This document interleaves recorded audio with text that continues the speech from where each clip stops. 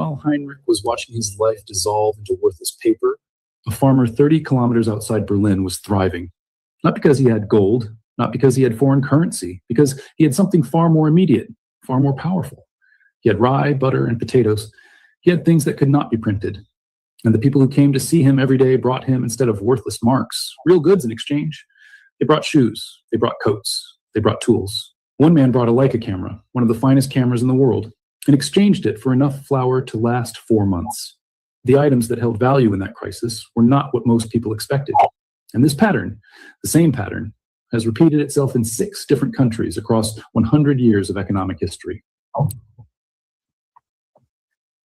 So, are you prepared if the economy collapses? What do you have in your wallet? Is it what you have in your wallet that counts? Or what you can exchange in barter systems? That's what you go to when the economy collapses. So be prepared and see us tonight at 7 o'clock for another episode of the Short Bus Podcast TV in learning what we're all about. While Heinrich was watching. Most drama queens are looking for the mic on the main stage of the abyss. They don't want meaning, just a spotlight in a popularity contest where the uglier the drama, the bigger the score. Validation is a cheap token, and the price is your weakened soul. They share their drama in the public square, hoping it will fill the emptiness of the void. It's not about finding themselves, it's about becoming a trending topic for the audience. They confuse attention for affirmation. That's the most pathetic tightrope act of all. Using fake smiles for likes, and the joke is, the more you cry, the louder the applause. You're all just waiting for my bus, the one with one seat, to take you one way to nowhere. Enjoy the ride!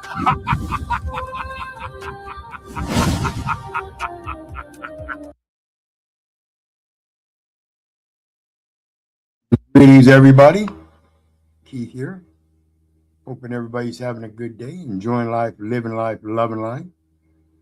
We want to remind everybody, hit the like, share, and subscribe button, and there is a PayPal link down below for anybody who wants to share some love. All is appreciated. Trying to get the StreamYard back up for the Short Bus Podcast TV for full panel debates on what really should matter in the coming days. So let's take a look at what we've got tonight. 5 barter items. I guess I should edit that title. I missed the R on there. 5 barter items you need when the economy collapses. And this is stuff that you can start doing now to prepare. And even if the economy doesn't collapse, you can help strengthen it by becoming less dependent upon it. We're going to talk about this money system and how it enslaves people into the comfort and convenience, particularly through technologies and modernization. So we're going to take a look. Let me drop this one here. I have to pull up a different screen share. So please bear with me.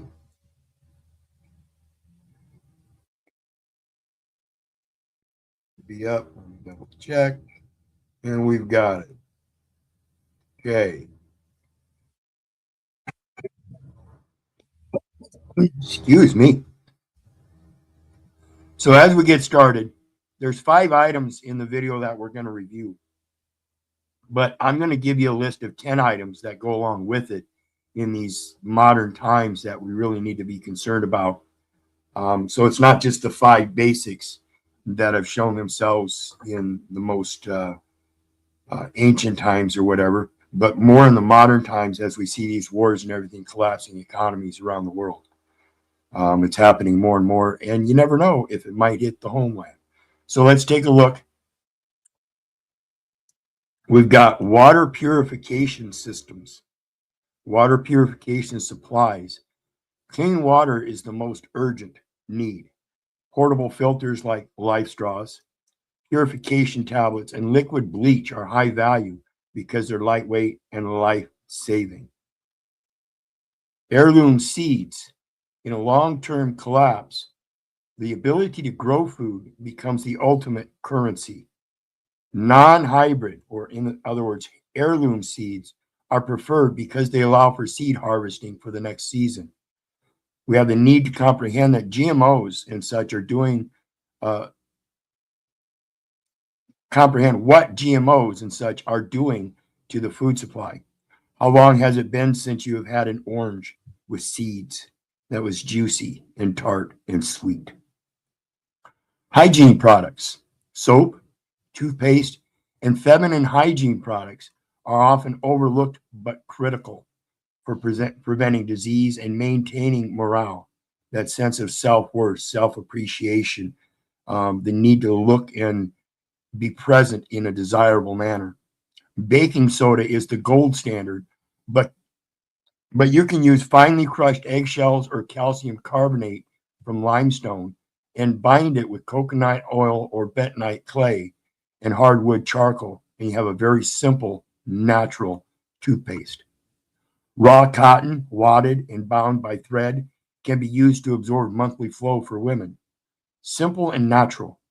Back to the very basics.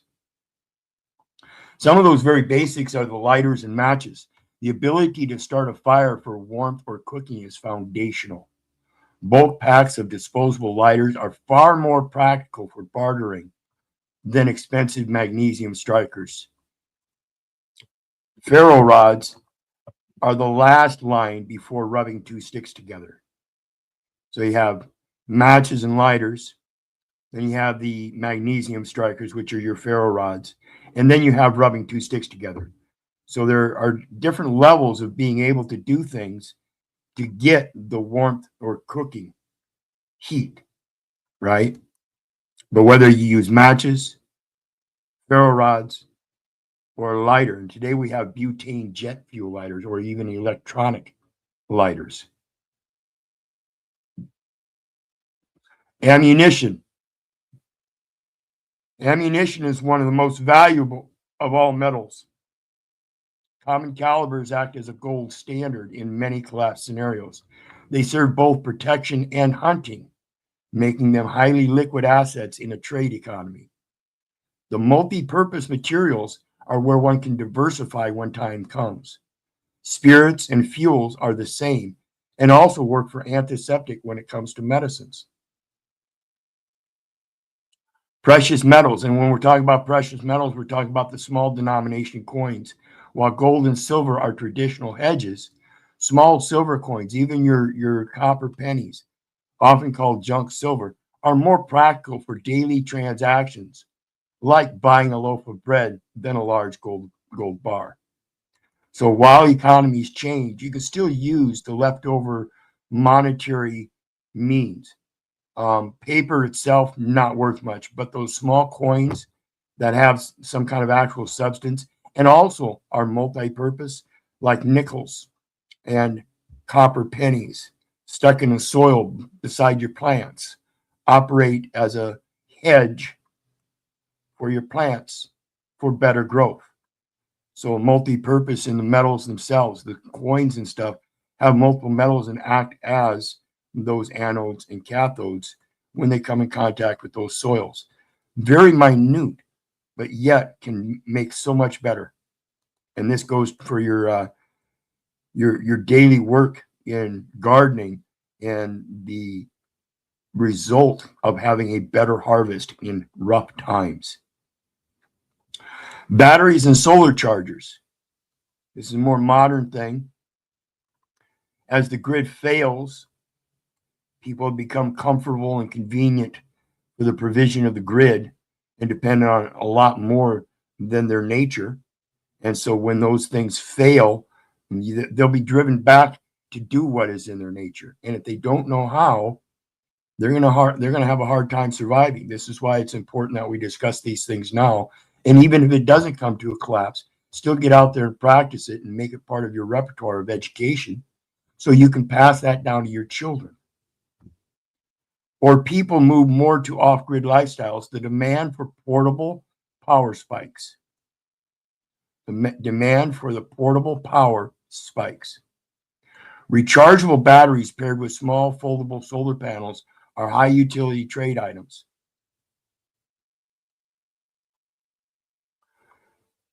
Fishing gear and snares.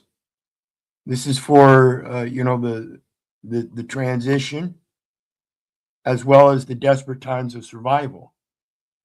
You can alleviate a lot of your expenses right now by transitioning to acquire passive calories that are extremely valuable without spending money in the way you do. A lot of this stuff you can even find along the banks. People have been doing it for so long. You can find the wire and the fishing line and use branches and stuff and still gather the small fish along the banks. Hooks, high-test line, and wire for snares are small, light, and easy to trade. And we'll be reviewing some survival videos along the way too, so be watching for those.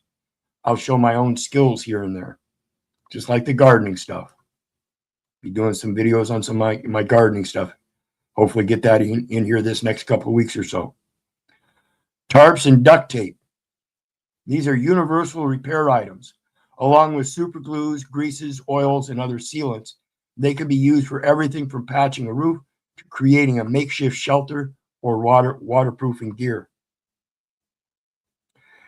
Information and skills. This is one that we're working on now in this platform. We're trying to build people's information and their skills by getting them active in this stuff. We want you people to be active and start practicing this stuff on your own. So in that, good evening, Captain Action. In that, the physical books on first aid, edible plants, or engine repair are invaluable. Likewise, the ability to perform a service like blacksmithing or sewing is a renewable barter item. And again, these are the things that we talk about in teaching our children our own trade.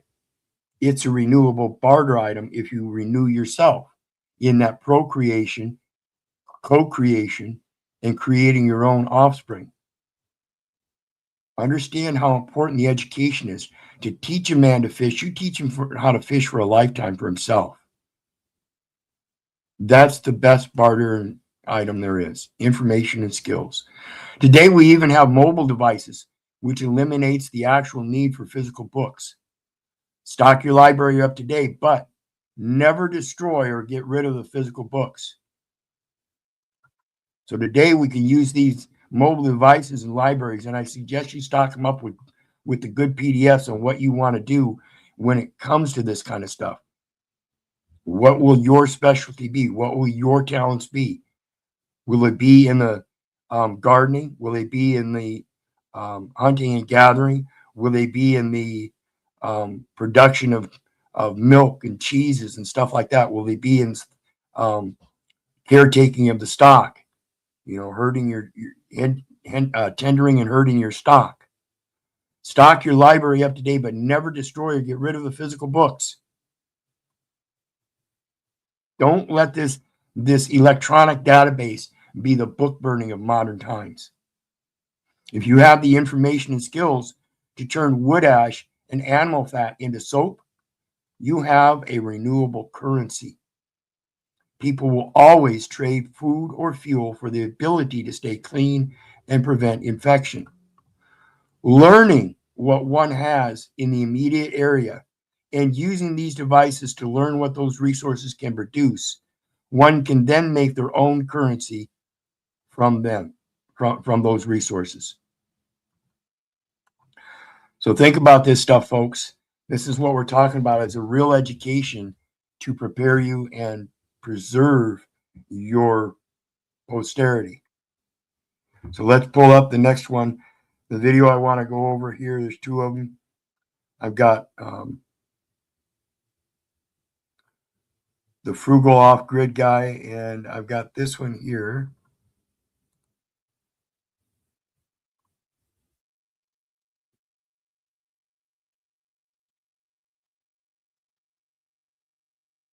Imagine it is the 15th. Give me a second here, folks. For some reason, my computer is lagging again. It keeps reverting me back to that screen. I don't know why.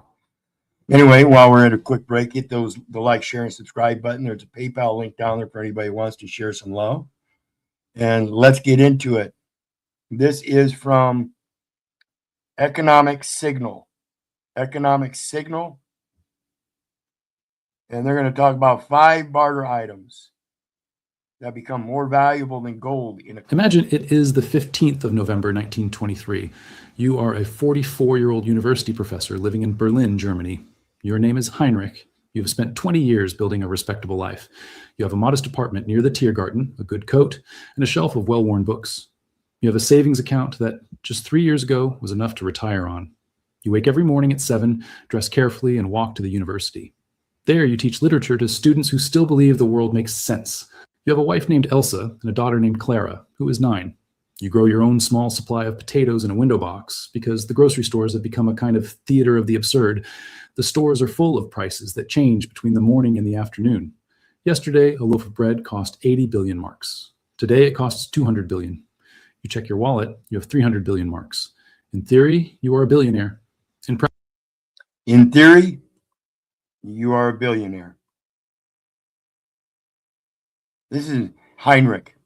And in 1923, he had billions in the bank and was starving to death. Why? Because paper money became a ghost. In a real collapse, precious metals like junk silver are your only bridge back to reality. That's what I was talking about with the small denominations of coin. And that will be a bridge back to reality. And people that can sustain that part of the system in a barter of exchange and keep those coins around can help rebuild that government that is destroyed by a bad economy. If you can hold it and keep it, you don't own it. Those small denomination coins are still usable in a barter transition upon a collapse. And lead will be a must. And we'll discuss this shortly.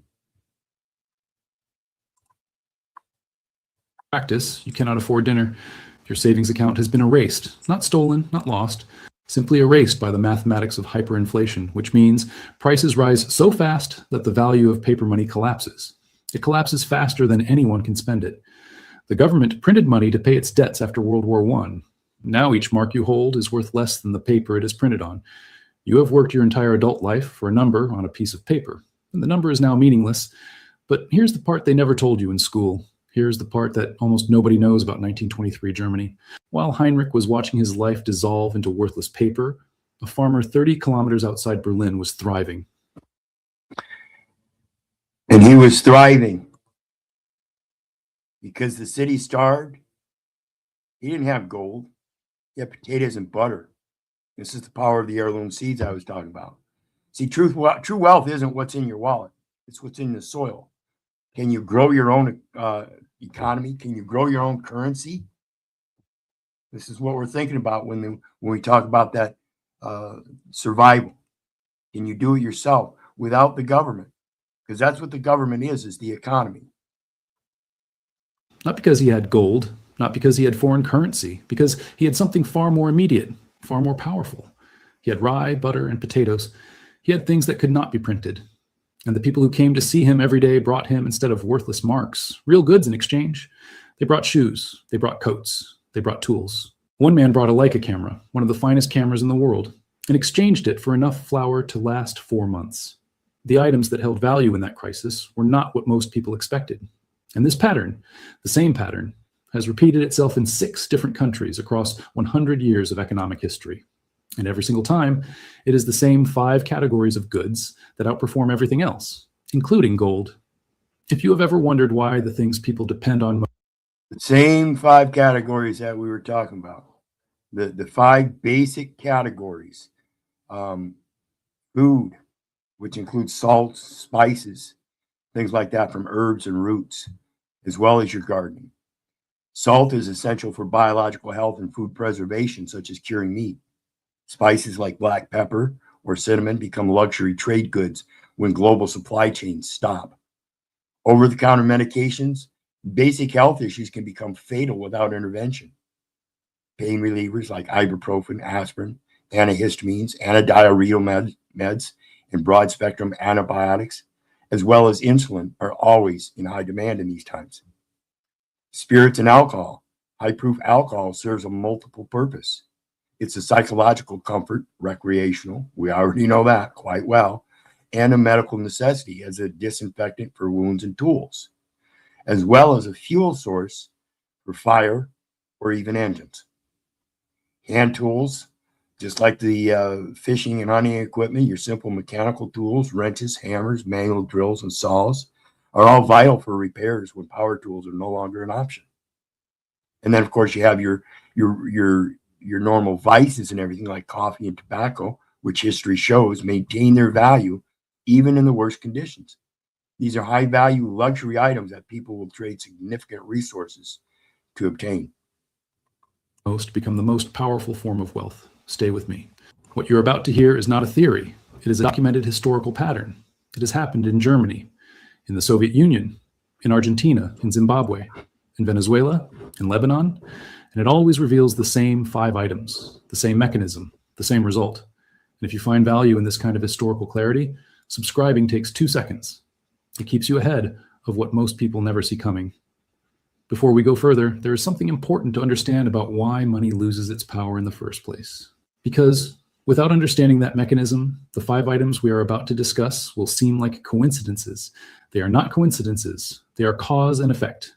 Money, anywhere in the world, has value for one reason only, because people believe it does. That is the entire foundation, nothing more. The moment that collective belief begins to crack, the system does not break gradually, it shatters. And when it shatters, human beings do what they have always done across recorded history. They return to the oldest form of exchange on Earth. They return to the oldest exchange known on Earth. This is the lifeboat principle, and it's simple. You can't drink a gold bar. Water purification supplies and lighters are the hidden kings of trade in this modern world.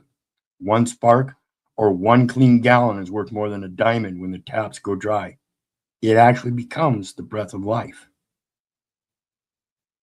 Trade goods directly for other goods. They barter. But not all goods are equal in a barter economy. Think of it like this. Imagine you have just survived a shipwreck. You're on a lifeboat with 9 strangers. You have a gold bar. Someone else has a box of waterproof matches and 3 days of clean water. Who has the real wealth? The gold bar is beautiful. It will not corrode. In a functioning economy, it is priceless. But right now, on that lifeboat, it is an expensive rock. It cannot keep you warm. It cannot quench your thirst. It cannot do the one thing that matters, keep you alive. This is the central insight that runs through every barter economy in modern history. The items that acquire extraordinary value during collapse are not items that hold abstract worth. They are items that deliver immediate, irreplaceable utility. Items that people need right now, today, tonight. Items that cannot be substituted. Items that are small enough to carry and divisible enough to make change. They are universal enough that nearly everyone wants them. Gold fails several of these tests during acute crisis. The 5 items we are about to examine pass all of them, and the historical evidence is overwhelming. This brings us directly to the first item on this list. To understand it, we need to travel to a place even more controlled than a city, a place where everything was rationed, yet a fully functioning economy still emerged from almost nothing. We need to go inside a Second World War prisoner of war camp sometime around 1944. A British economist named Richard Radford found himself imprisoned in a German POW camp after being captured. He was not yet famous. He was simply a young man trying to survive behind wire fences.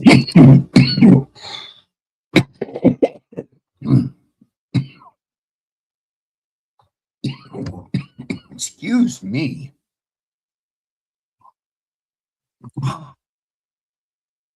Okay, this is the POW currency, prisoners of war. And as it'll tell you, when they got their supplies, they were rationed out per prisoner, and they were all the exact same supplies. Some prisoners didn't smoke cigarettes, so they would use the cigarettes as currency to exchange for other items in other people's packs. So inside a 1944 prison camp, cigarettes became money. And this proves that high demand vices like coffee and tobacco are the ultimate trade bait. They are small, portable, and universally wanted. They fill a vacuum when the dollar dies. Today, and outside of the prisons, the nature that surrounds us provides many herbal medicines, teas, spirits, fuels, and root bowl fruits and flowers as well. This is our currency in our nature. But he was also trained to observe systems. What he observed would become a famous economics paper. It was published in 1945, simply titled The Economic Organization of a POW Camp. Here is what Radford found. When Red Cross parcels arrived, every prisoner received roughly the same allocation: tins of food, chocolate, a handful of other supplies, and cigarettes. The parcels were equal, but the prisoners were not equal in their desires. Some men wanted food more than cigarettes. Some men wanted cigarettes desperately and barely cared about the tinned cheese. Within days of the first parcel distribution, prisoners began to trade: a tin of salmon for 20 cigarettes, a tin of cheese for 5 cigarettes, a ration of chocolate for 3 cigarettes. Within weeks, without any central authority designing it, cigarettes had become the de facto currency of the camp. This means the accepted medium of exchange: prices denominated in cigarettes, debts settled in cigarettes. Even haircuts performed by prisoners for other prisoners were priced in cigarettes. Radford noted something remarkable. Non-smokers were buying cigarettes not to smoke them, but to use as money. They understood the cigarette was the most liquid, divisible unit of value in their world. You could break a cigarette into pieces to make smaller change. You could store 50 in a pocket. You could hand one to anyone in the camp, and they would understand exactly what it was worth. Why cigarettes and not something else? Why not gold if anyone happened to have it? Why not bread? The answer reveals the mechanism that drives every barter economy in history. Bread is perishable. It loses its value within days. Gold, if anyone had it, cannot be broken into small pieces easily. It cannot be verified without tools. It has no direct consumption value where survival is measured in calories. But a cigarette could calm a man's nerves after months of captivity. It was small, portable, divisible, and universally desired. Absolutely. A cigarette could calm a man's nerves, but ammunition and fishing gear provide the calories. It's important to keep those kind of things around. And these are consumable wealth units. You don't just trade them, you use them to secure your next meal. That's utility you can't inflate. That is survival without economy. These items are a must in most inventories. It had intrinsic utility. That means it could actually do something for the person holding it. That is the formula. That is the secret. And this was not limited to POW camps. The cigarette economy did not end when the war ended. After Germany's surrender in May 1945, the official German currency, the Reichsmark, was widely distrusted. It had effectively stopped functioning as a medium of exchange across much of the country. The black market was not a marginal phenomenon. It was the real economy, and cigarettes, especially American cigarettes distributed to Allied soldiers, became the backbone of that economy. By the summer of 1945, a single pack of American cigarettes was worth $90 American in Berlin. By some reports, that same pack later reached $180 in value. One pack. An American GI was holding what amounted to significant wealth in the destroyed economy. 30 packs of cigarettes could buy a Leica camera, a precision instrument worth a small fortune. 7 cartons could buy a working radio. 3 packs could buy a dog. People were not buying these cigarettes to smoke them. They were buying them as a trustworthy store of value. They were more stable than the official currency and more accepted than almost any other good. This lasted from 1945 until the German currency reform of... And that's a lot like this drama in these panels and stuff these days. It's more accepted than information and knowledge. So that's what we're trying to correct. Getting away from the vices and turning more to a justifiable means and progression towards something better. June 1948. The Deutschmark was introduced and immediately restored confidence in paper money. The moment a trustworthy currency returned, the cigarette economy collapsed. Because cigarettes were never really about cigarettes. They were about filling a vacuum. They were the water that rushed in to fill the empty space left when official currency drained away. And that principle, the vacuum principle, is at the heart of every item on this list. Here is something I want you to think about before we go further. That vacuum, when an economy collapses, it causes a vacuum of loss amongst everybody. And that vacuum is where they go and they turn to those substances and stuff for those vices to calm their nerves. It's a spiritual vacuum. It's a spiritual battle. We just watched cigarettes outperform the official currency of an industrialized nation. Not once, but twice, in a POW camp and then in post-war Germany, for the same reason. Now consider this. If you had been Heinrich and understood this mechanism in advance, what would you have done? Drop your answer in the comments. Seriously, what I am about to show you next changes everything. The second item on this list is alcohol.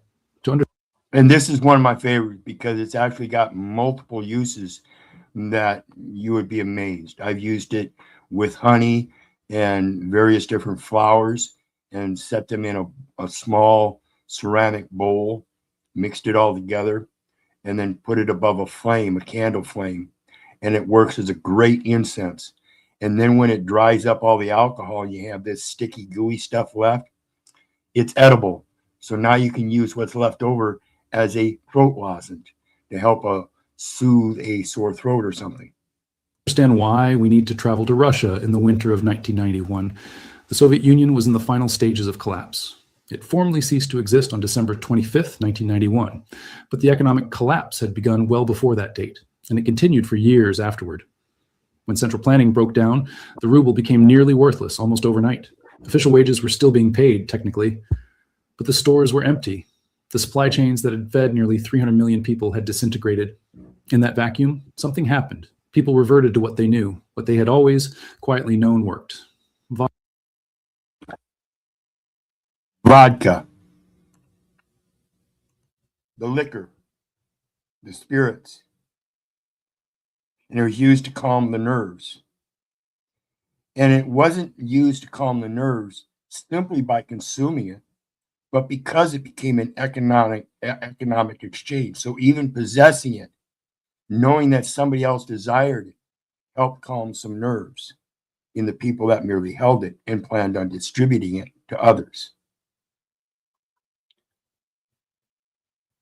1991 Russia, teachers were paid in vodka. All kinds of stories about that. Spirits and alcohol act as a social lubricant as well as medical disinfectants. So it's not just those that consume them for their spiritual calming, but for their medicinal calming, the disinfectants, and being assured that they won't get any worse. It's a healing property. And then pair that with salt and spices to preserve meat, and you're not just surviving, you're one of the most powerful traders in the neighborhood. That's why it's important to understand not to put all your eggs in one basket. Get multi-talented, like the parable of the talents says in the Christian scriptures. You may only have one talent. Go forth with that one talent, come back with two.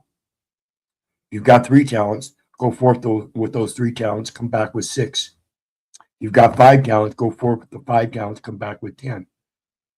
All you're doing is the intent here is to invest on what you invest in, what you know and can do. So some of these spirits are also a source of fuel as well, like I mentioned before, and we'll discuss this more in the next video on diesel fuels. Vodka. In Russia, vodka had always held a special status beyond its role as a drink. It had been a social lubricant, a medicine of sorts, a reward, and a comfort. Crucially, it was a commodity that nearly every adult in Soviet society wanted and valued. When the ruble became unreliable, vodka stepped in. Not as a metaphor, literally. There are documented cases from the early 1990s of teachers being paid their wages in vodka bottles. They would then resell them or use them for barter. Factory workers were compensated in whatever was produced. A brick factory worker received bricks. A coffin factory worker received coffins. A vodka distillery worker received vodka. Only one was reliably tradable for food. The NPR program Planet Money documented what they called the bricks for rubles phenomenon. Physical goods, including construction bricks, were more reliable as a form of payment than currency. By the mid-1990s, up to 70% of industrial transactions in Russia were conducted through barter. This was not among street traders, but among industrial enterprises. Factories trading coal for steel, power plants trading electricity for parts, entire sectors operating without rubles at all. That's on an industrial scale, where the corporate entities are bartering trading in order to keep themselves going through a collapse until that new economy is established.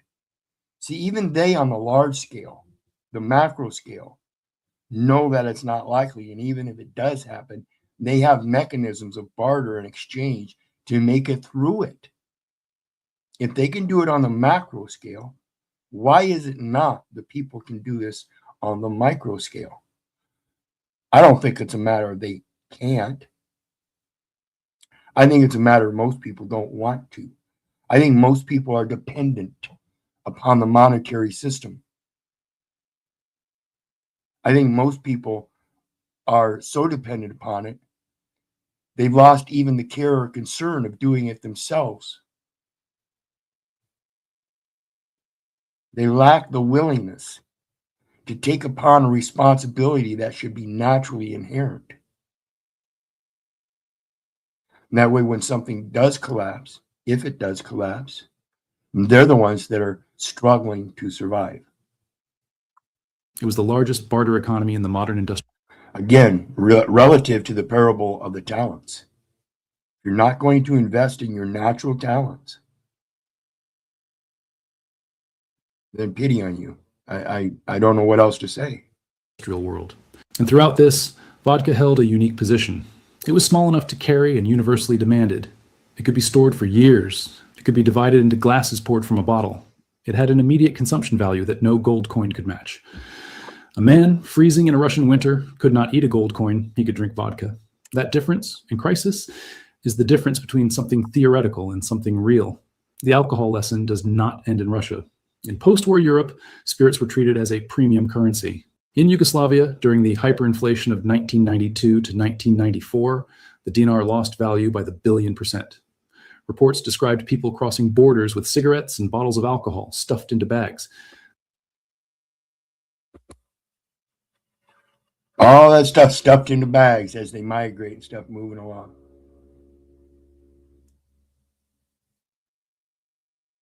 Taking it upon themselves, even the transportation of which is, again, if the economy collapses and you don't have a car, you're going to be stuck to what you can carry if you have to be mobile. So the collapse isn't a fire, it's a river changing course. You need tarps and duct tape to patch holes in your life. And these are the universal repair items that keep you dry and keep your gear running when the stores are empty. Many fabrics that are lightweight and quickly formed for wear, warm, or protection of some sort. I recommend also keeping a supply of spider wire or some kind of braided line. That's always good for sewing as well as binding, fishing, all kinds of stuff.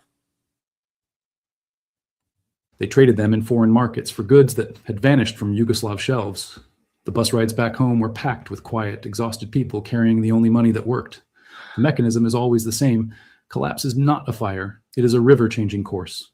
It does not arrive in one catastrophic instant. It flows around established channels slowly, then all at once. When the old path is gone, new pathways form through whatever terrain is available. Alcohol, like cigarettes, flows into those channels because it satisfies a deep and inelastic human demand. Inelastic means people will want it regardless of circumstances. That makes it valuable when rules change.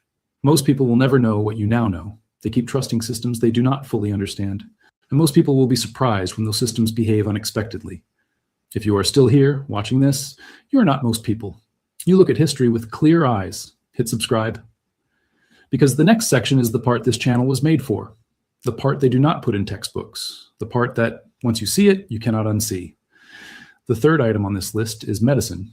The case study here is from 2016 Venezuela. Venezuela once had one of the highest standards of living in South America. The country had been genuinely wealthy on the strength of the world's largest proven oil reserves. But mismanagement and political dysfunction created a perfect storm. The Boulevard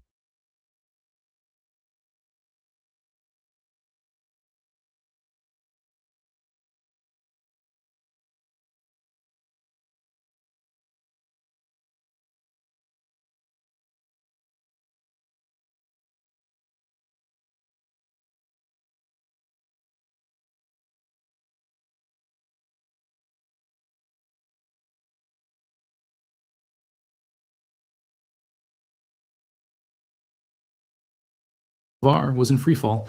Inflation eventually reached over 1,000,000% annually. Something costing $1 became 10,000. By 2016, basic, essential prescription medications had disappeared from pharmacy shelves. Not reduced, disappeared. Supply chains had broken. The government lacked foreign currency to import. In the vacuum that followed, a black market for medicine emerged, operating in large part through barter. Carlos Gonzalez in Caracas needed to find a heart disease drug for his mother.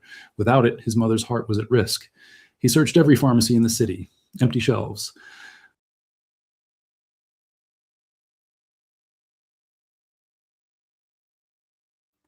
Empty shelves. But even in Venezuela, 4 rolls of toilet paper bought life-saving heart meds. Hygiene products and over-the-counter medications are non-negotiable. When the pharmacy is empty, the person with the antibiotics and the soap owns the market. In a barter system, this is where information, knowledge, and experience all play their vital role in value. The more one can produce yourself, the more you own your corner of any market. That's your local power. So we turned to WhatsApp and began posting in community groups, asking if anyone had extra doses. Someone responded. And the deal they struck was not made in Bolivar's. It was made in toilet paper. 4 rolls of toilet paper for a course of a heart medication needed to survive. 4 rolls of toilet paper had become more valuable than the money in Carlos's bank account. The money was worthless for saving his mother's life, but something tangible and useful worked. This was not an isolated incident. Television stations were broadcasting requests for medical supplies. Social media groups operated around the clock, matching people with leftover medication to those in need. Insulin, blood pressure medication, and chemotherapy drugs all. This is going to be an important aspect if something like this happens during our lifetime. Knowing the medications that our family is on, if one of them passes on, gathering up that medication, because again, that's going to be your gold and silver. So it's going to be a matter of understanding that this stuff, this medication is no longer by prescription, but by value in a barter and exchange. Okay, so it alleviates the long arm of the government in its economy, which includes the requirement for prescriptions and stuff. So when your economies collapse, a lot of those legal things collapse as well. All moved through informal barter networks. One administrator described this process as a quest. You had to know someone abroad. You had to find a doctor willing to write a prescription and pay in illegal foreign currency. A can of baby formula was trading at 30% of a minimum monthly wage on the black market. And people were paying it because what is the alternative when your child needs to eat? The medical barter economy showed that the most valuable items are necessity goods. When the normal supply system fails. And that's what I was saying about the medications. The necessity of life-saving medications without a prescription is overbearing the prescription requirement. Items somebody's life depends on become powerful mediums of exchange. You can negotiate on the price of a television. You cannot negotiate on the price of insulin. Germany, 1945, Russia, 1992, Venezuela, 2016. 3 different countries, same mechanism. Official currency loses function through hyperinflation or supply chain destruction. People do not stop trading. They find a new medium. It is always an item everyone needs that cannot be easily substituted. It must be divisible and have immediate, undeniable value to the person receiving it. The rot, in every one of these cases, was in the beams before it was on the surface. The German Reich. Absolutely. And I'm telling you, folks, the rot is the simple fact that instead of using a barter and exchange system yourself, everybody's become dependent upon a monetary system. And that's what you're unwilling to give up. You're unwilling to give up a monetary system that belongs to somebody else, and therefore you're in a usufruct and using somebody else's money to sustain values. That's the problem. You've become enslaved to the money instead of investing in your talents. Again, I remind you of the parable of the talents. Bismarck and Soviet rubles collapses were years in the making. Venezuela showed warning signs. The people who recognized the rot were those who understood physical goods were safer than paper claims. They were not paranoid. They were simply paying attention to history. The pattern is impossible to ignore. This leads to the 4th and 5th items on this list: food staples and fuel. To examine them, we look at Zimbabwe from 2007 to 2009 and Argentina in 2001. In Zimbabwe, annual inflation reached 89.7 sextillion%. Prices doubled every 24 hours. A loaf of bread requiring trillions of dollars. Government notes were used to light fires. In that environment, food staples like sugar, salt, and flour became the primary medium of exchange, not because they were glamorous, but because they were edible and could be stored. Farmers who had food would not accept Zimbabwe dollars. They accepted other food, tools, or fuel. Fuel, the fourth item on this list, was perhaps the single most fought over commodity. Gasoline, diesel, and generator fuel. And notice, it was the guy producing food that quit accepting government money because he understood that he was no longer dependent upon that money system. He empowers himself. And this is why I love these little farmers markets and stuff, because I've been there before and I've been able to do the barter exchange openly in their commercial center. This is why Jesus flipped the table, folks. So in Zimbabwe, the person who controlled the fuel controlled everything. Batteries, solar chargers are your personal power plant. When the grid goes dark, portable power is the most electrifying trade asset you can own. We'll also be speaking more about water power generators for small streams and such soon as well, for those homesteaders that aren't mobile and sticking to a plot of land. In Zimbabwe, the person who controlled fuel controlled everything. Fuel ran generators for hospitals and moved trucks that carried whatever food still existed. When fuel became scarce, it was traded at extraordinary premiums, just like cigarettes in Berlin. People with no access to it, like pensioners or salaried workers, were locked out of the functioning economy. In Argentina, the peso collapsed in 2001. Savings accounts were frozen by banks. The middle class woke up one morning to find they could not access their money at all. What emerged was a network of barter clubs called the Redes de Truque. It exploded in size. By early 2002, these clubs had approximately 2.5 million active members across 5,000 nodes. People traded homemade empanadas for repairs. A doctor offered consultations for vegetables. A teacher gave reading lessons for cooking oil. The clubs issued their own internal credit currency. Who got hurt the worst? Consistently, it was middle-class savers, people who had worked for decades accumulating money in bank accounts or pension funds. They trusted the system because it had been trustworthy. Their wealth existed on paper. When the paper lost its power, everything they had built dissolved. A professor could not afford dinner. In contrast, people who held tangible assets, physical goods in the real world, came through most intact.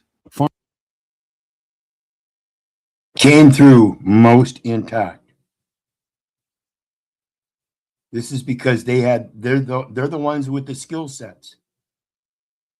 So when you're dealing with the farmers market, they're more used to barter and trade because that's actually the origin of a farmer's market, was the barter and exchange. It wasn't necessarily built on money until after it became a societal thing. But locally, the local farmers would farm different things and they would trade amongst each other.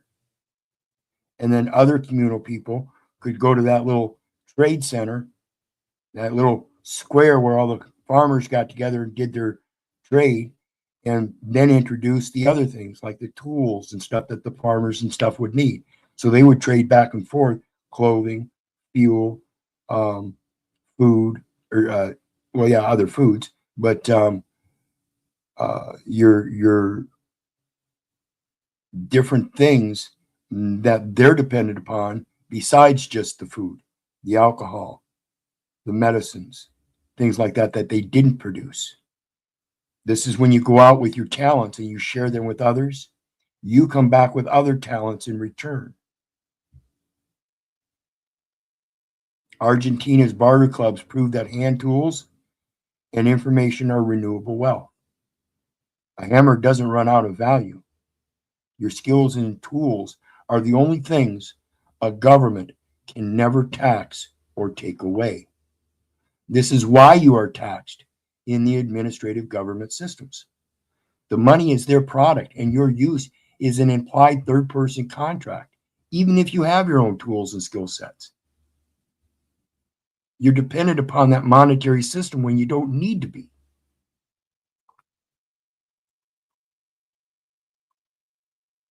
Farmers, tradespeople with skills, and small merchants holding inventory had wealth stored in things. History shows currency crises are a recurring event, not anomalies appearing in all types of nations. The question is whether you will be paying attention when the signals appear. If this channel helps you see historical patterns with clarity, subscribe. It might change everything. Survivors shared liquidity in the right form. They held assets that others needed immediately. They could find a trading partner in minutes, the farmer with grain, the chemist with aspirin. Second, they had layered positions. They held multiple layers of food, practical goods, and portable items. The garden survives when the vault is empty. Third, they made decisions before the crisis was obvious. Decisions made after a collapse was visible were often too late to matter. The household that stored tradable goods early had options that others did not.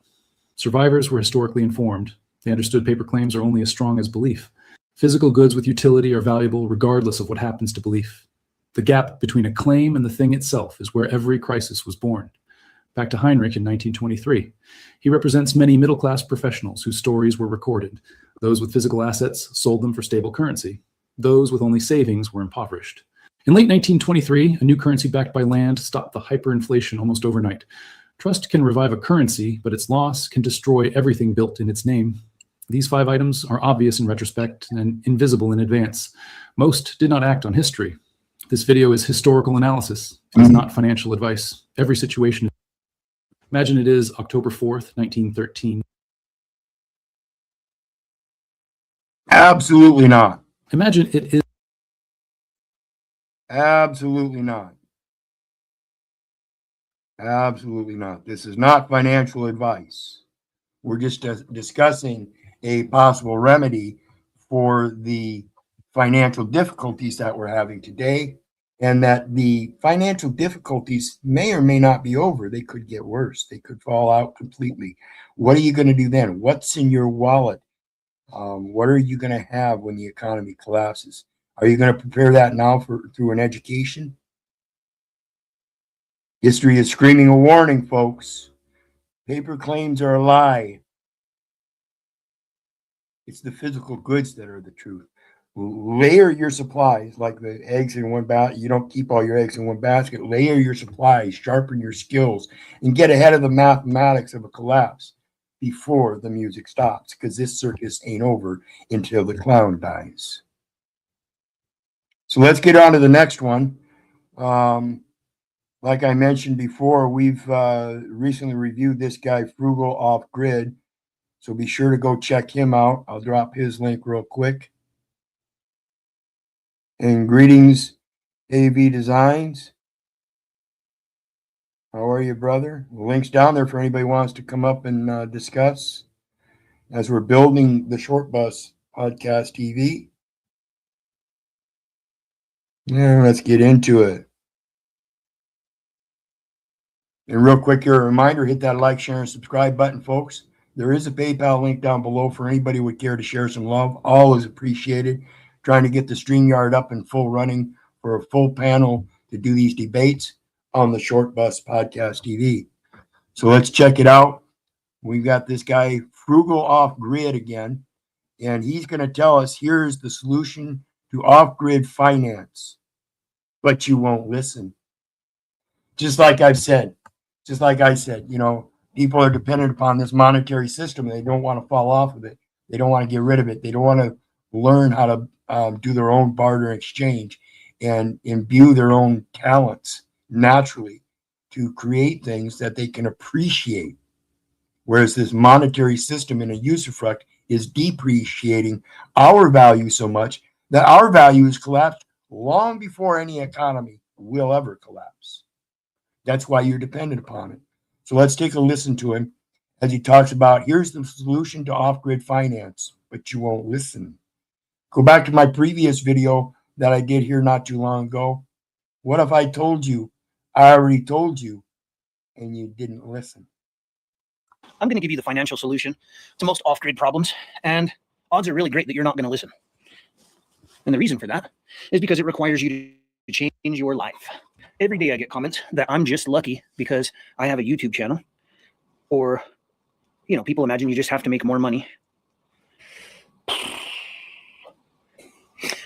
I often get comments that People imagine they just need to make more money, or they blame my success on the fact that I got lucky to have YouTube, or it boils down to simply that I got land when it was cheap, more or less creating excuses as to why I succeeded and potentially they may not.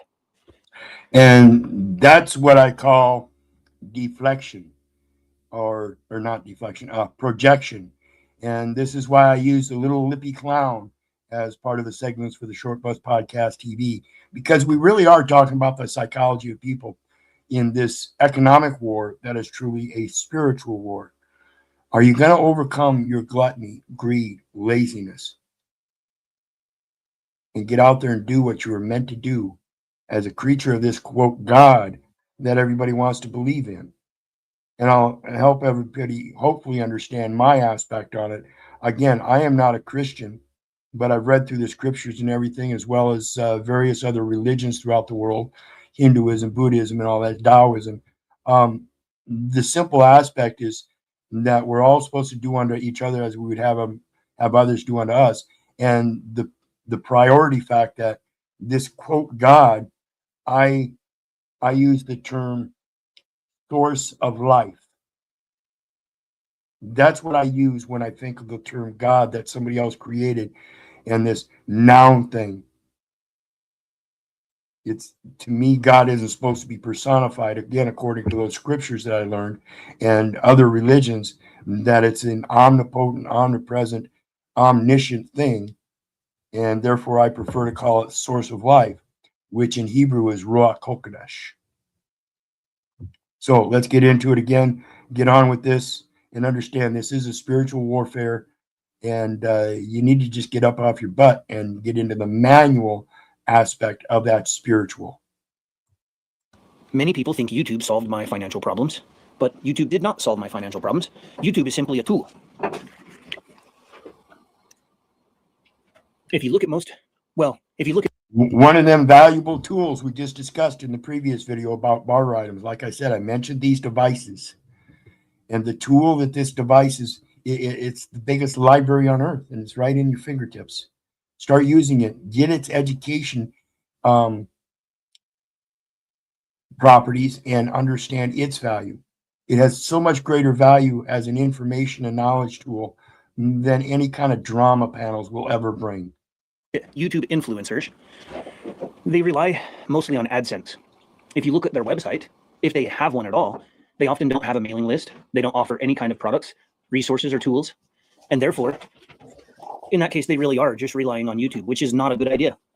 That's a fragile situation to be in. And it's better to have redundancy. And that's why I want to create the reviews of these kind of videos, a redundant review of these kind of videos, as well as a redundant interview of people that are actually doing this kind of stuff, whether that be weekly, bi-monthly, or monthly, I don't know yet. And then the weekly podcasts. Along with that, like I've mentioned, we have product line in design to bring out babbleheads with little voice recorders that you can either record your own saying, or you can get a quote from somebody else, one of your favorite panelists, or do something for your own show with ordering your own babblehead as a marketing tool for your show. All kinds of ideas that we've got coming up, and we want the viewer participation in it. We want to bring the viewer into the panel. We want to bring the viewer into their nature, both on panel and in the real world. We want to see the viewer active both on the panels and in the real world. We want to show these exchanges and everybody's outcomes, so we can merge into those outcomes and find out what's collectively the best outcome. Repetitive, redundant. Get redundant in that, and we too will be able to go back to that, quote, diesel on our own. We don't need the big corporate. We don't need to be dependent upon it. That's the financial aspect, the dependency. it's better to own your sources of revenue rather than basically be an employee, which if you only produce content for YouTube, you're basically an employee of YouTube. That means you have to perform every day. You have to constantly make videos. You have to try to chase trends and make really exciting videos. And that changes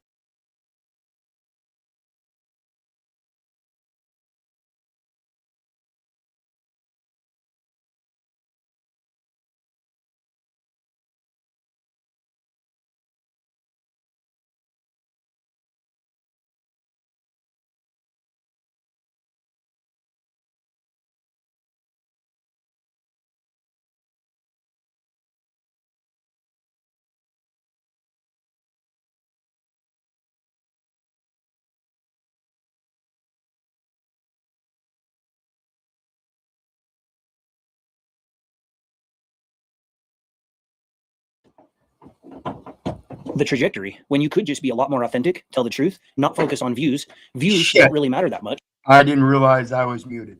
So kind of reiterating what this guy said, you got to have the tools. And if this YouTube is going to be one of those tools, you have to go by its parameters and not just allow YouTube to make money off you on AdSense and limit it and be frugal about it, because that's kind of inefficient on your part. If you want to do this for money, you have to go gung-ho and do everything you can to optimize that money mechanism if you're going to be dependent upon that. But again, this guy it's just an extra above and beyond, because he started doing this on a reserve of money and just doing it knowing he's still going to do it no matter what. That's like me on this YouTube. I'm going to do this no matter what. I'm going to keep pumping the information out no matter what. Whether the Short Bus Podcast TV is successful or not, I'm going to keep doing this stuff and pumping this information out, because I think this is where people are turning, is the off-grid lifestyle. And that's the true mechanism of getting back to our nature, not necessarily learning how to live off-grid without finances. Just drop the finance part and understand how powerful you are in your information and knowledge if you start building that now. That's your foundation of value and wealth. When you own your content. So the most common misconception is, well, if I just earn more money, money solves all your problems. All you have to do is earn more money. But that's not necessarily the case. If I was going to give you the absolute pinnacle, most valuable thing that I did to get ahead, to get a footing for my homestead, it was to build my own home. I'm reducing the largest expenses in my life. So by building my own home, I no longer have mortgage. By building my vehicles and buying used older vehicles, I own them outright. I don't have to make a car payment. Those two are absolutely enormous. Most Americans have those payments, and that's what's preventing them from saving money and investing and getting ahead. So by becoming frugal, instead of being dependent on having such nice, luxurious vehicles and such convenience in your life, get rid of some of those luxuries and convenience, downgrade, and learn how to live more within a simpler means and make your life simpler. Imagine if you downgrade in that automobile in the house and you no longer have to pay those mortgages, leases, car payments, insurances. Imagine that's the majority of your life in these modern economic money mechanics. And they know it. Where you have a necessity for life, the things that you necessitate are what they are monetizing the most, because they have the most value. So they do everything they can in every little nook and corner, every little shadow of tax and insurance loopholes, registrations, code enforcements. All this shit is just a monetized mechanism to take what your value is, no matter where you derive it. And you're depending upon this monetary system for that evaluation. I'm urging you to look in yourself and learn what you can do. Of course, there's also food, so offsetting those costs. Utilities can be offset. Of course, there's a big investment up front for solar and things like that. But by removing the largest expenses in your life and living within your means, you can start to carve out wealth, even if you work a minimum wage job. Just a really quick example to make that easy to grasp. Imagine a guy working at McDonald's. Maybe he's making $10 an hour. And there's another guy making $50 an hour. The guy that makes $50 an hour has a $3,000 mortgage, a $700 truck payment. He likes to have real nice clothes and they go out to eat often. At the end of the day, there's no money left. In fact, he's even extending his credit just to get by every month. While you've got a guy who's making $10 an hour, living in a cheap apartment, not buying anything flashy, rarely eats out at all, and is able to save 25% of his income. Do you realize that 25% of $10 an hour is a whole lot more than 0% of $50? Yeah, and that's relative to one of the situations we're in right now with this constructive eviction we're going through. Court, it's in the Supreme Court at this time yet, Iowa Supreme Court, but it cost us everything we had to move, and now we're limited to the money that we had, and our expenses are a little bit more. So I've had to go through and find ways to cut the budget. We cut almost $400 off the budget, which is very reasonable and it's going to help us out tremendously. we're actually going to be able to start putting something back again. Very little, but we'll still be able to start putting something back again. And this is living within your means. We have to cut certain things out. We'll do it. We're not dead yet. We're living within our means. And in that means, a lot of that budget is going to be taken over yet at the harvest end of the season, where we're going to be having lettuce and tomatoes and peppers and hopefully potatoes and cucumbers and all kinds of stuff to help us with our grocery bill as well. So everything is preemptive and preparing and living thriftily within one's means. An hour. So the part that I got mocked for the most, you know, oh, that's some crappy land. That land is less desirable. That land is worthless. That land was one of the best decisions I ever made. I paid $1,800 for 2.5 acres that I own outright for the rest of my life. Yes, in reality, there are property taxes, just like everyone else has property tax. Happy to pay it. I then built my home. I paid about... That's one of those aspects we'll go over here one of these days when it comes to those property taxes. What are they evaluated for? And how is the tax assessment in error? How do we correct that assessment? And what are the effects? Pay attention, folks. We'll be discussing that one in the future because that's very relative to everybody living off grid for their own means and not for commercial purposes. Like we discussed before, though, this guy has his products and services that he makes from that soil that he's building up and then sells. So there is some kind of commercial taxation allowed for that. But what is it? For those that are doing this just simply to live off grid and be left the fuck alone, yeah, there's questions that need to be asked and records that need to be corrected, and the effects will be certainly surprising for many, I'm sure. $13,000 to build this thing. I paid pretty well all cash. I used a couple, you know, I had a couple credit cards, you know, a couple $1,000 at a time, something like that. But I would just pay them off every month or two. You know, I paid cash for my vehicles, no car payments, no mortgage, no rent, no land payments, just a small property tax bill. That has freed up an enormous chunk of money. Even though I don't make an enormous amount of money, I'm able to save a much larger portion than most people. That's absolutely wholeheartedly the very best way for anyone in the world to get ahead, is to live within your means and spend less than you make and hopefully save 25, maybe 50% of it. Okay, so what's the current mortgage right now? Maybe $2,000 a month? That's a really fair estimate. Now let's say that's you. You're paying $2,000 a month for your mortgage. And now you don't have to pay that mortgage anymore. What could you do with $24,000 a year? That's a substantial amount of money, don't you think, guys? Particularly considering this guy started with $6,000 in his pocket. Here it is 5-6 years later. Go check him out. Frugal Off Grid. Link is down in the chat. What if you saved half of it?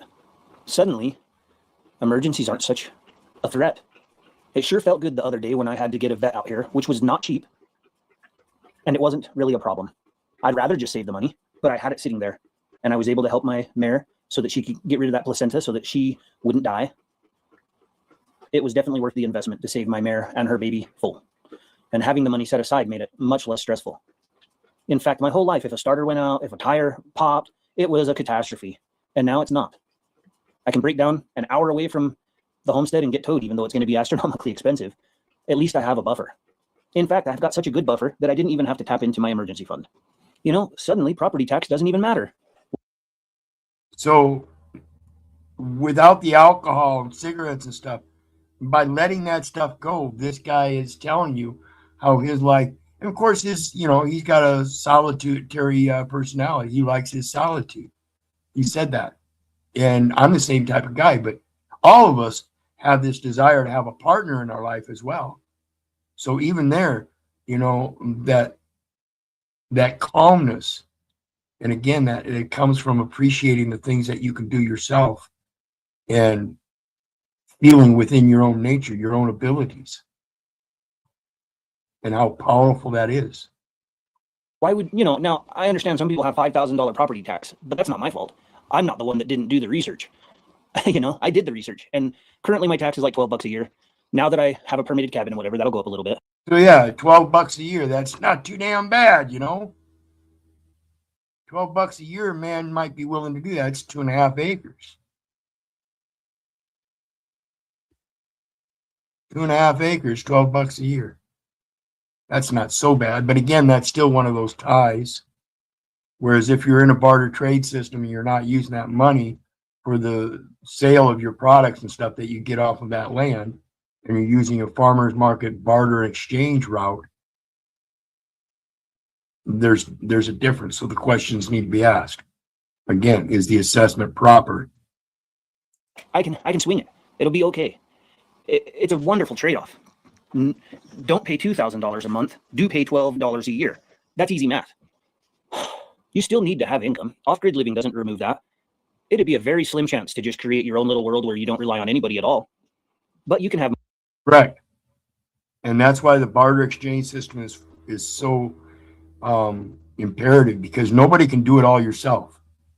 Again, the reason I mentioned the partner, we need partners, not just our own partner within our life to help us through that solitude, but neighbors. Love thy neighbor as thyself. That's the imperative of that, is we all have to have those neighbors that are doing unto others as we would have them do unto ourselves, by sharing in that barter and exchange system what we don't have for what they don't have. More independence, more autonomy. You can create your income, reduce your costs, that's the trick. And then you can live happily ever after. The trick is, if you don't have massive expenses, all of a sudden you don't need to have massive income. And in fact, many people would be better off to work for themselves and make $30,000 a year than making $100,000 a year and trying to keep up with the Joneses with a flashy house, car payments, flashy clothes, the neatest shoes, the newest phone, expensive glasses. Look, guys. Yeah, that 100,000 a year is going to cost you 30,000, and you still ain't kept up with the Joneses, because the Joneses are making 150,000. These are I think they're like $5 a pop. They're just safety glasses. I like them. And I've been ordering this exact same pair. I got another pair hanging up over there. They're just $5. I need safety glasses sometimes. I need sunglasses sometimes. And I really don't care if you like my sunglasses. That lifestyle affords the ability to put some wealth aside. And I want getting rid of the luxury and convenience and the brand names, the logo stuff, the logos. to point something else out is, now this is a bench-made pocket knife, and I think this might be about $200, which is not cheap for a pocket knife. And so frugal doesn't mean cheap. Sometimes you buy a $200 pocket knife that'll last the rest of your life, rather than a $45 pocket knife every year or two, especially when you really need one. Boots is Exactly. So you have to be prepared and know what you're doing first. Don't just go out and buy a $45 knife because it's cheap and you think it'll last. Know what you're doing first. Do your research. This device right here is an awesome thing for that. You can do your research and find out what knives are best, what ones are going to last a lifetime, things like that. another example. I've got boots that are probably a couple $100 a pop, but they're going to last me the rest of my life pretty well. You can have them resold. They'll last forever. So sometimes it makes sense to spend a little bit of money when it's going to save you money in the long term. Life is about leverage and compounding. And so if you can do something once today that yields pay for the rest of your life, and you do that over and over, it's going to be real slow at first, but it's going to have that snowball effect. And before you know it. Yeah, and that's that redundancy. Once you, just like riding a bike, the more redundant you are about practicing riding the bike, the better you're going to get at it. So it becomes redundant and repetitive even more. You get better at it, so you get quicker at it. So it becomes more redundant. You ride it even more because you appreciate it. Same thing with any other talent. You've got money coming in. This is the part that blows my mind. I literally laid out the map just now. This is how to do it. This is the solution. And most people will say, yeah, and move on. Yeah, but, and it's because what would make this video viral and real exciting is if I just said, here's five tricks to get ahead with your homestead. And I gave you a bunch of crap. Bingo. So we're talking about the reality of it. And this is the stuff people don't want to listen to. They don't want to listen to the reality. They don't want to listen to the reality that they have to get off their ass and learn so they can do it themselves. Most people don't want to do this stuff. They've already given up the responsibility for that comfort and convenience to somebody else to have them do it. But where does the true liability rest when you're the one paying that $2,000 mortgage and you can't pass anything on to your children because of it? That doesn't really work, shortcuts. And then the reason that that would perform so well is people would listen to that and say, oh, I Except maybe that same debt that keeps growing and growing. don't have to do anything. I can just be financially free if I use these shortcuts. But shortcuts don't work. That's why they're called shortcuts. You know, you build a shortcut cabin and it becomes a shortcut. When the wind blows, now you got to build it again. So most people would ignore this advice. And that's what most people like. They like shortcuts. They like the ability of being able to go around something and not having to do with it, or take responsibility, liability, culpability. Again, putting that blame on somebody else who's responsible for them and their actions. Somehow conveniently professing that they're free while they carry that someone's ID in their wallet, saying that ID, yeah, that's who your daddy is. So paying tribute to that false patriarch and not paying attention to their true nature and the patriarch's visual, observable world here as we have it to our benefit. We're destroying it. We're not using it to our benefit. We're using it to the comfort and convenience of an economic money mechanism. Nice. And it's because they want immediate gratification, like the new, what's the whole new thing, like buy now, pay later? That's wild. I think it's called like Klarma and the others. That's wild. I want it now. And most people just see a flashier life with nicer things and more money. And just like an addict, I want it now. Now. That's an addict. Gotta have it now. Here's the paradox, is if you truly, really, really do want to get ahead, the best way is to not have the flashy car and not have the flashy house and wear $5 hoodies. These are literally like $5 or $7 a pop. I don't need a $50 hoodie. Are you kidding me? I would never. I just don't see the point. Now, I might pay $100 for a really good rain jacket because there's no such thing as bad weather, only bad clothes. You need wool socks, but you don't need to have a merino wool hoodie. There's things that make sense to invest in and others that don't. If you want to have a phenomenal off-grid life or just build more sustainability or security for yourself in your life, whatever it is, stop focusing on making more income and focus on spending less. Focus on. And I guess that's one of the aspects I forgot to mention earlier, you know, when we talked about fabrics and tarps and duct tape in regards to the barter items, you know, these cheap clothes is what's going to help set you up for that. Getting out of the habit of buying the high dollar name brand merchandise and being able to put up with the unnamed merchandise or the generics, which are of comparable quality in most cases, is a much better alternative. And particularly if you've got your own skills, you can personalize those items as well. Again, like I said, there's so many things that we can do and should be doing to get back to our true nature and our true talents. Get rid of all the flashy lights and sirens and bells and whistles that attract us to that circus. Reducing your costs. If you can get an apartment for half the cost, that's a phenomenal move. If you can get a vehicle that costs half as much money, that's a phenomenal move. If all your buddies got the biggest Duramax truck and you show up to work in a little smart car and they laugh at you, who cares? Because at the end of the day, there will be a day where you're the one that's laughing to the bank because you own your vehicle in your house. Quit trying to keep up with the Joneses. And once you create more structure and lower pressure, everything else seems to pan out. And you won't need those vices, the alcohol, cigarettes, tobacco, caffeine, things like that. That calmness will come on its own. I urge you to get out and start getting involved in the nature, whether it be gardening or going down to the local pond or river to do a little bit of fishing or bird watching or anything like that. Get out there and start observing the world around us in nature and get back in touch with your true nature. Because this societal thing is just a big distraction of what we can actually be and do. And it's much more to our true nature to be that true steward. So think about this stuff. And remember, folks, hit the like, share, and subscribe button. There is a PayPal link there for anybody who wants to share some love. All is appreciated. I want to thank you for joining us. And remember, folks, it's a short ride on the short bus.